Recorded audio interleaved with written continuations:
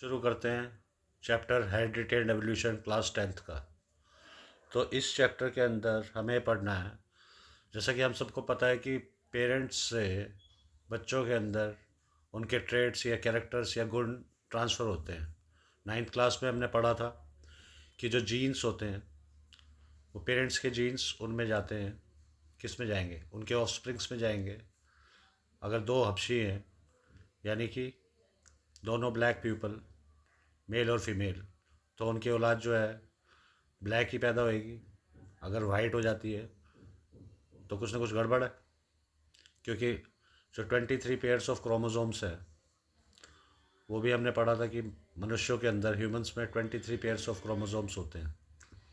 तो ये chromosomes, DNA और जीन्स एक दूसरे से जुड़े हुए हैं। तो उस सब के बारे में जो हमको पढ़ाई करनी है वो हम हेरिडिटी एंड एवोल्यूशन में पढ़ेंगे। अब जैसे इंसान का सबको पता है कि इंसान के पूर्वज बंदर वगैरह है, मंकीज़। मंकीज़ के बाद ये हिस्ट्री के अंदर चैप्टर है कि सारी स्टेजेस है बीच में, ऑस्ट्रेलोपिथेक्स, होमोपिथेक्स, फिर अब की जो वर्तमान में है वो होमोसैपियंस है। इस सब के बारे में मेंडल, जो फादर ऑफ जेनेटिक्स है, वो मेंडल को बोलते हैं। उसने पाइसम सेटिवम यानी मटर के ऊपर, पीज़ पीज़ का साइंटिफिक नेम है पाइसम सेटिवम। तो ये नोट्स तो सिर्फ साथ में है, बाकी जो मैं लेक्चर दे रहा हूँ, बता रहा हूँ, उसको समझ के अपने नोट्स बनाए बच्चे। हेल्प के लिए ये लिखे हुए नोट्स। तो इसमें हमको स्टार्टिंग में कुछ डेफिनेशंस और टर्म्स पता होनी चाहिए। जैसे ये जेनेटिक्स है, तो यानी कि जो हम हेरिडिटी, अब एक ही पेरेंट्स जो हैं उनके सारे बच्चे, पाँचों के पाँचों या चार, सारे के सारे एक फ़ोटो कॉपी थोड़ा ना होंगे सेम। उन सब के कुछ ना कुछ गुण अलग होंगे, सबके कैरेक्टर्स अलग होंगे, रंग भी अलग हो सकता है, फ़ोटो स्टेट नहीं होंगे, तो उसको वेरिएशन बोलते हैं। तो जेनेटिक्स की डेफिनेशन क्या हो जाएगी? कुछ नहीं, deals with the study of heredity and variation. मुश्किल चीज़ तो हम करते नहीं, आसान सी डेफिनेशन अपनी बनानी है सभी की। जैसे जेनेटिक्स की क्या हो जाएगी? Genetics deals with the study of heredity and variation, या genetics is the study of heredity and variation. जो जैसा अच्छा लगे वैसे बोले। अब हेरिडिटी क्या होता है? मैंने बताया था जो कैरेक्टर्स हैं या ट्रेड्स हैं वो एक पीढ़ी से दूसरी पीढ़ी में जाते हैं। तो हेरिडिटी की डेफिनेशन क्या हो जाएगी? द ट्रांसमिशन ऑफ कैरेक्टर्स और traits from one generation to the next generation is called heredity. दादा के गुण, दादा पिताजी के गुण पोते में आएंगे, पोते के गुण दादा में थोड़ी ना चले जाएंगे। तो इसलिए from one generation to the next generation is called heredity. अब वेरिएशन क्या होता है? अब मैंने बताया कि सारी की सारी जो औलादें हैं उस बिल्कुल सेम नहीं हो जाएंगी, उनके बीच में। अब सेक्सुअल और सेक्सुअल रिप्रोडक्शन पिछला पढ़ रखा है तुमने, तो सेक्सुअल रिप्रोडक्शन के अंदर वेरिएशंस ज़्यादा आती हैं। तो डिफरेंसेस इन द ट्रेट्स और characters between the parent end of spring is called variation. Parent और ऑफ स्प्रिंग में भी थोड़ा बहुत डिफरेंस होगा। तो जो बदलाव आया, क्योंकि उस बच्चे के अंदर दोनों पेरेंट्स के गुण होंगे, मेल और फीमेल। अब किसका कितना परसेंटेज और कैसे है, उस हिसाब से वेरिएशंस आएंगे। तो there are two types of variations, somatic variation और गैमेटिक वेरिएशन। अब कोई पूछे सोमेटिक वेरिएशन क्या होता है, तो ये बॉडी सेल के अंदर जो वेरिएशन होती है उसको बोलते हैं सोमेटिक वेरिएशन। ये तो ना इनहेरिट की जा सकती है ना ट्रांसमिट की जा सकती है, क्योंकि एक सेल के अंदर हो रही है। It is neither inherited nor transmitted. तो ये एक्वायर किए जाते हैं। It is also known as acquired traits. जैसे किसी कुत्ते की पूंछ काट दी तो उसकी औलाद की पूंछ कटी हुई थोड़ी ना पैदा होगी। बोरिंग ऑफ पिन्ना, किसने छिदवा रखे हैं कान, तो औलाद जो पैदा होगी उसमें कान छिदे हुए थोड़ा ना पैदा होंगे, वो उस व्यक्ति के हैं। तो ऐसे टाइप की वेरिएशन जो उसी व्यक्ति में है, उसने खुद की करतूतों के कारण एक्वायर की है। अब टैटू बनवा लिए किसी ने, तो उसके औलाद में टैटू पैदा हो गए थोड़ा ना होंगे कि टैटू पैदा है, टट्टू जिसको तुम लोग बोलते हो। आजकल के बच्चे टैटूज पैटूज इन चीज़ों में ज़्यादा विश्वास करते हैं। इसके अलावा गैमेटिक वेरिएशन, ये takes place in the gamete. जब गैमेट्स में हो रही है तो मेल गैमेट तुम्हें पता है स्पर्म होता है, फीमेल गैमेट ओवा होता है, तो यानी कि रिप्रोडक्टिव सेल्स में होता है। तो ये अब ट्रांसमिट होएंगे, तो ये फिर बच्चों में भी जाएंगे, inherited as well as transmitted. तो ये इनहेरिट किए जाते हैं, इसलिए इन्हें को इनहेरिटेड ट्रेट्स बोलते हैं, उसको एक्वायर्ड बोलते थे। तो अब एग्जांपल जैसे हाइट है, तो माँ बाप पे जो हाइट होगी उसी टाइप की हाइट औलाद की होती है ज़्यादातर। ऑफ स्प्रिंग्स भी होती है जो बोलना चाहो। स्किन कलर जैसे मैंने बताया था, दोनों ब्लैक हैं तो उनकी औलाद वाइट होगी, तो यानी कि कुछ ना कुछ गड़बड़ है। वाइफ ने किस क्या किया है सबको पता है, रिप्रोडक्शन पता है ना फिर। तो अब आगे चलते हैं। अब ये बोल रहे हैं ये जो वेरिएशंस आ रहे हैं ड्यूरिंग रिप्रोडक्शन, ये एक्यूमुलेट कैसे हो रहे हैं।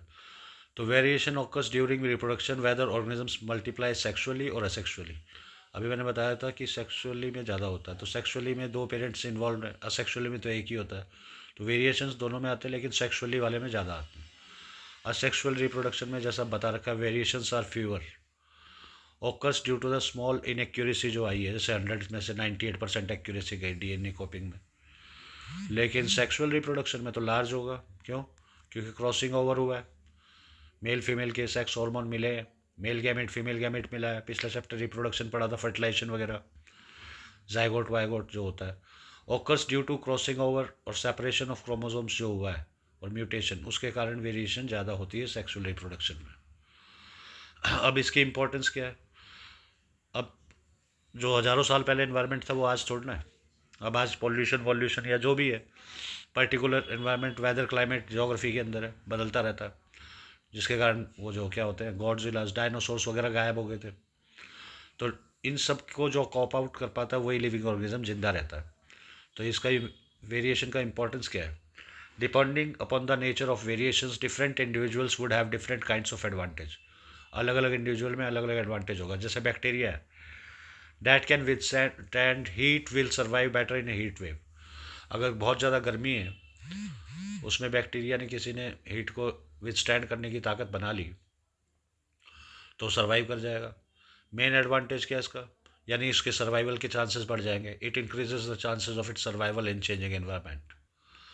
Free ear lobes and attached ear lobes are two variants found in human populations. Example अगर कोई पूछ ले ह्यूमंस में बताओ, तो फ्री ईयर लॉब्स कईयों के जुड़े हुए होते हैं, अटैच्ड होते हैं, कईयों के थोड़े खुले होते हैं, जुड़े हुए नहीं होते। अब मेंडल, ग्रेगर जोहान मेंडल, अभी मैंने बताया था वो फादर ऑफ जेनेटिक्स कहलाता था। टाइम कब से कब, हिस्ट्री तो है नहीं ये जो रटना है, 1822 से 1884 है वैसे।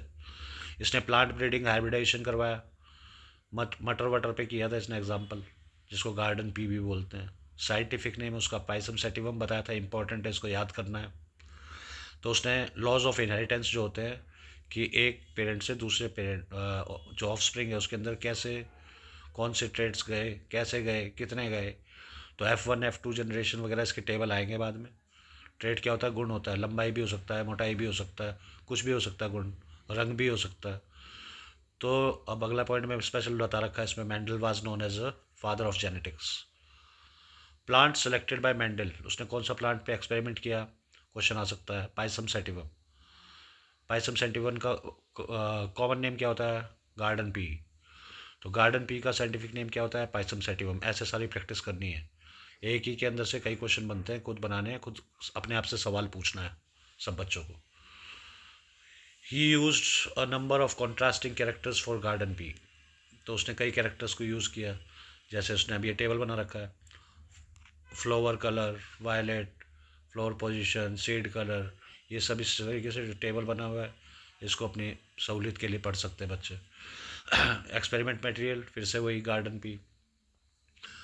Availability of detectable contrasting traits of several characters, इसने छोटे स्पैन का प्लांट चुना, अब ताकि इसके लाइफ के टाइम पे ही एक्सपेरिमेंट पूरा हो जाए। अगर लंबे प्लांट का कोई चुनता 200-300 साल वाला, तो ये तो मर ही जाता।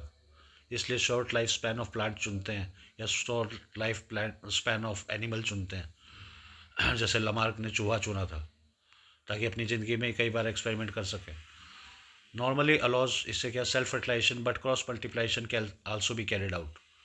अब ये फर्टिलाइजेशन का, self pollination, cross pollination reproduction में पढ़ चुके हैं। Large number of seeds produce होते हैं इसमें। Mendel experiment, Mendel constructed a series of experiments in which he cross the pollinated plants को क्रॉस किया उसने to study one character at a time. जो ऊपर कैरेक्टर्स लिए उसमें से एक कैरेक्टर को एक टाइम पे पढ़ा।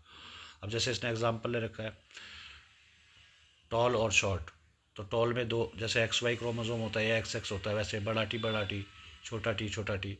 तो जो औलादे पैदा हुई उनकी सारे टी, F1 सारे के सारे लंबे पैदा होंगे। फर्स्ट जनरेशन के अंदर कोई भी मीडियम हाइट प्लांट नहीं होगा, ऑल प्लांट्स वर टॉल। फिर आगे जब इसने देखा F1 और F1 वालों को कराया सेकेंड जनरेशन में, तो F1 tall plants are not all tall, इसमें सारे के सारे टॉल नहीं है, ठीक है। वही 75-25% की रेशियो आ जाएगी। Both the tallness and shortness traits were inherited in the F1 plants, but only the tallness trait was expressed. F1 generation में सारे प्लांट टॉल हुए थे ना। 2 copies of the trait are inherited in each sexually reproducing organism. 2 trait बताया था, जैसे XX chromosome और XY chromosome है। मेल में होता है XY, फीमेल में होता है XX। अगर XX मिलेगा तो फीमेल पैदा होएगी, और X और Y मिलेगा तो बॉय पैदा होगा, मेल। तो इसलिए कौन जिम्मेवार है उसके लिए? मेल जिम्मेवार होता है। जबकि हज़ारों सालों से औरतों को या महिलाओं को पे अत्याचार किए गए कि तू हमको बेटा नहीं दे पा रही, नहीं दे पा रही, जबकि सेक्स डिटर्मिनेशन का किसके उस पर होता है? मेल के ऊपर। These two may be identical और may be different depending on the parentage, इसका वो है। ये स्ट्रेट से इसने समझा दिया, तो कॉन्क्लूजन्स वगैरह देख लेनी है। मोनो हाइब्रिड और डाई हाइब्रिड क्रॉस जो है वो देखना पड़ेगा 10th में कट गया कि नहीं कट गया। अब मुश्किल काम अपन करते नहीं हैं, तो यहाँ तक का चैप्टर रिवाइज़ कीजिए आप, और अगली वीडियो का इंतज़ार कीजिए। अगली वीडियो में इस चैप्टर को कंप्लीट कर देंगे हम, फिर इसकी रिवीजन करेंगे किस कैसे छोटे कॉपी क्वेश्चंस बनाने हैं, इंपॉर्टेंट क्वेश्चंस क्या है। तो एक चैप्टर को ज़्यादा से ज़्यादा 3 वीडियोज़ में ख़त्म करेंगे। तो आपका बहुत ही धन्यवाद कि आपने इस वीडियो को देखा। आप ज़्यादा से ज़्यादा इसको शेयर करें ताकि ज़रूरतमंदों को इस पाठ को पढ़ने में कोई दिक्कत ना आए। It means that you will be able to help lot of students just by sharing this video. Thank you for watching this video. मिलते हैं अगली वीडियो में। नमस्कार, आदाब, सत श्री अकाल।